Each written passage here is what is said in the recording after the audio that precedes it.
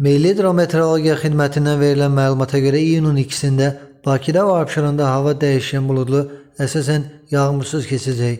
Mülayim şimal-qərb küləyi axşama doğru arabir güclənəcək.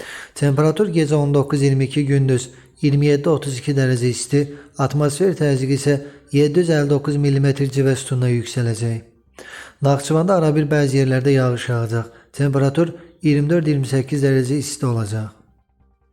Sabah axşama doğru bəzi şimal və qərb rayonlarında yağış yağacağı, şimşək çağacağı, ayrı-ayrı yerlərdə yağıntıların leysan xarakterli olacağı, dolu düşəcəyi ehtimalı var.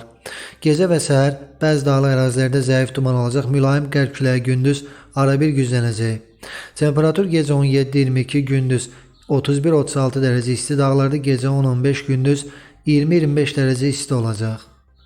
İstənilən hava şəraitində hər birinizə xoş əhval-ruhiyyə arzu edirik.